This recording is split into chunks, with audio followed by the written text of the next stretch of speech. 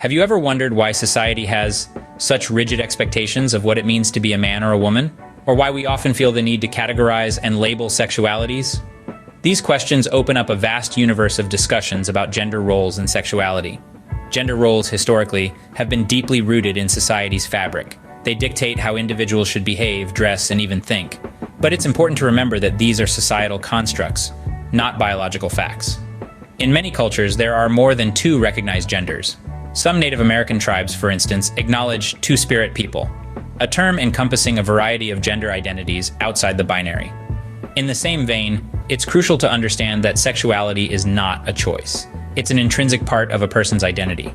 It doesn't fit neatly into boxes, and it certainly doesn't exist to be defined by anyone other than the individual.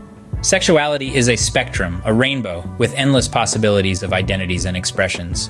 However, these rigid ideas of gender roles and sexuality can often lead to harmful stereotypes and discrimination. For example, the stereotype that men should be tough and emotionless can lead to poor mental health and emotional suppression. Similarly, the myth that all women should aspire to be mothers can limit their opportunities and choices in life. In terms of sexuality, homophobia and transphobia still persist in many parts of the world. These prejudices are not only unjust, but also hinder the progress towards a more accepting and understanding society. It's important to challenge these stereotypes and prejudices, not only for ourselves, but for future generations. Yet despite these challenges, there is hope.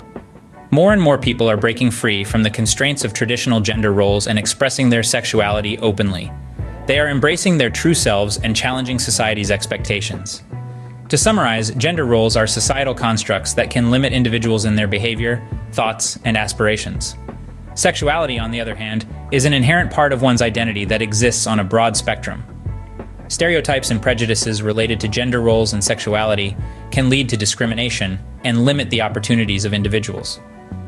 However, the world is slowly changing. People are challenging these constructs, breaking barriers, and paving the way for a more inclusive and understanding society.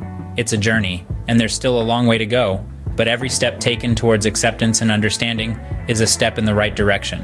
So perhaps the next time you find yourself pondering these questions, remember that it's okay to challenge societal norms. It's okay to be different. And most importantly, it's okay to be you.